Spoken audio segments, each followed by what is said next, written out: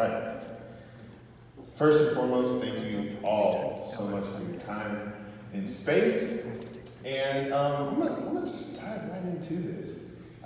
Before that though, I'd like to say that this hall is a place that as a student, I was able to come see some amazing people come and give different speeches, up to and including one of my personal favorite people on the planet, Afena Shakur, who is the mother of Tupac Shakur.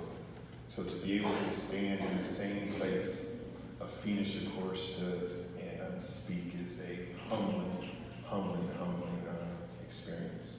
But with that said, rock and roll. Miss Olson, Miss Hilterbrand, Miss Hooten, Miss Snow, Miss July, Miss Romero, Miss Rubino, Miss Cutlip, Mr. G, Miss Hampton, Mr. Roundtree, Mr. Kelly, Miss Garcia, Mr. Donahue, Miss Moody, Miss Delmont, Dr. Jefferson, Dr. Espinoza, Dr. Chaparro, Dr. Donovan, Dr. Seidel, and of course, Dr. Rosemary Allen. These are all some of my life changers. And as I'm sure you could gather, they're all teachers. Today marks one of the pivotal moments of you stepping into the role of a life changer, AKA a teacher. The honor and privilege that comes with becoming a teacher is grossly underestimated by our society at large, unfortunately. Surely they speak of teachers occasionally with pleasantries, and on May 6th at Chipotle, you can get a buy one, get one free burrito for Teacher Appreciation Day. But the society that we have chosen / volunteered to teach in is a hostile one. They believe that a burrito is a proper thank you for facilitating the knowledge of the children they claim are our future. You are choosing to serve in a society with adults that believe that they know how to do your job based simply on the fact that they too went to school and therefore they know what teachers do. Well, this early evening I'm not here to tell you how important the work is. It's hella important. I'm not here to tell you how hard the work is. It's hella hard. Rather, I am here to give you 3 brief things to consider as you begin your journey into the life-changing business. Number 1, say it with me. Self-reflection is essential. That was terrible. Okay. So, we're going to try one more time. You're going to put me back into teacher mode. I was in speaker mode, now I'm going to get into teacher mode. After me. Self-reflection is essential. Self-reflection is essential. That's great. Who you are outside of school cannot be divorced from who you are when you are at school and while you're teaching. The way you think about people and their communities outside of school will show up in school. Teaching is a personal art and science that takes all of you in order to do it well. If you lack knowledge of self, if you have not taken the time for a long, hard look at who you are and what you bring to the profession, now is the time to do it. Now is the time for you to go through the mental, physical, and emotional baggage that you have built up over the years and begin to think about how that baggage will show up in your classroom. Because if you think you'll be able to show up to work and set aside your thinking, the thinking of the people around you, and your upbringing on some shelf, and enter the teaching space as some phony shell of yourself, I also have some magic beans to sell you. You will consciously or subconsciously show up fully in your classroom every day. And your students will know it. Students have a sixth sense for sniffing out BS. And if you bring that BS to your class, good or great teacher, they will know, and they will let you know. Self-reflection is essential.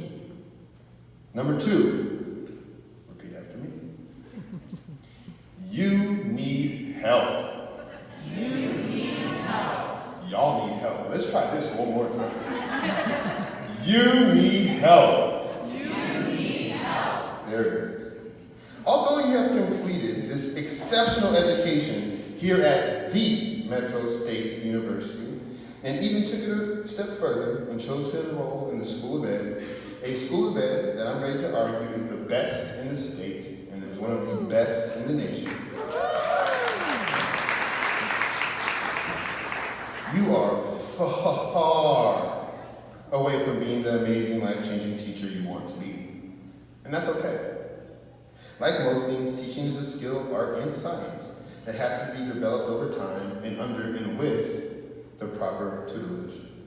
I'm in my 12th year as an educator slash life changer, and I still have mentors and sages I turn to make sure that what I'm doing is best for the students that I serve. I'm also a mentor teacher. I also mentor teachers like yourselves that are fresh in the game and are filled with a desire to do their best. To keep it 100, like to be 100% honest with you all. My first 3 to 4 years of teaching, were not my best. Those first few years, I was literally trying to balance living as an adult, partying like a rock star, and having to wake up 5 days a week and get in front of children that needed me. And if it were not for my mentors, my department chair that I ate lunch with every day and lesson planned with, and had observed me and give me feedback, if it was not for the relationships that I made with my department's assistant principal who was willing to talk me off the ledge day and night, who was able to reassure me that I was doing right by my students and letting me know where to get a good drink on the weekends, I would not be the teacher that I am today. If it were not for some of the strong groups of teachers and other educators that I surrounded myself with, not to cry and to complain, not to talk bad about students or admin or parents, but to have critical conversations about what we were doing in our classrooms and how we could be better, I would not be the teacher that I am today. Forgive me for the sports metaphor, but you will not be the MVP in your rookie year. Even the rookie of the year is far from possessing the skills and knowledge of the game that the veteran MVP has. You need help. Third, teaching is a long game. Teaching is a long game. And you got it the first time. I love y'all, man.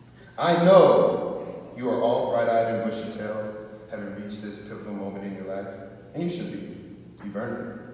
But please know that the life-changing teacher business is one in which you may not or will not see the fruits of your labor as soon as you plant the seed.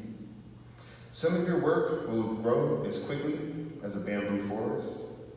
Others will grow like an oak tree, meaning you may never, or not for a very long time, see the fruits of your labor or the impact on your students and community. Therefore, as teachers, you have to understand, we are not miracle workers, nor should we work to be. We are teachers, and our job is to serve the students and communities that we work for. This means on days when you're frustrated and stressed out, on the days that your students or a student give you hell, days when your alarm goes off and you want to scream because you just ain't ready to face the day yet, days when that lesson that you planned so perfect and were so excited for just falls flat or is interrupted by a fire drill. On the days when your students you love and see so much potential in figuratively or physically give you the finger, you have to remember this is a long game. And they're just children. I was in my 20s when I realized how important a life changer named Miss July, my 4th grade teacher, was. I was 4 years into teaching when I realized how much my practice was based off Mr. Roundtree, my 9th and 10th grade avid teacher. Meanwhile, it took 2 minutes of me watching Miss Stephanie Rossi teach to know I wanted to be just like her. And beautiful people, let me tell you, there is no feeling better in the world than to be walking in some random place, the airport, grocery store, concert, conference out of town, and to hear somebody say, hey, mister, or miss, you changed my life. When that day hits you, man.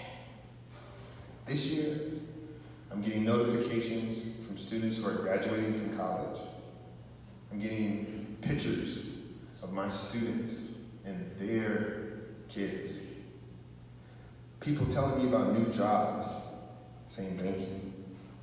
I don't even remember some of them, but you know what? They remember me. They'll remember you. And there's nothing like those thank yous. Teaching is a long game. In closing, I would again like to say welcome to the fold. You are entering a profession that will not only change the lives of your students and the communities that you serve, but will change your life as well. You are forever changed by going through the process of learning to teach.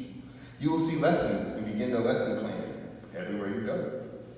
You will see all children and young adults as students and wonder, where the hell is this kid getting their education from? No matter how long you are in the teaching field, you'll never lose your teaching lens. By becoming a teacher, you have taken the red pill, and you will forever see the world around you differently.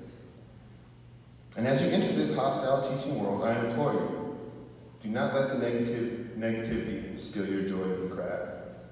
Don't let the news cycle about student achievement and the teacher problem persuade you into thinking your efforts are fruitless. Those reports neglect the joy and triumph of teaching, and they are not privy to the ecstasy of education and watching students develop before your very eyes. So remember, self-reflection is essential. You need help, and teaching is a long game. Thank you for making this choice. I love you, and I'm here to support you however I can. And hey, worst case scenario, for a single day in early May, at least you can get a buy one, get one burrito from Chipotle. After 3, please invest. Thank you so much.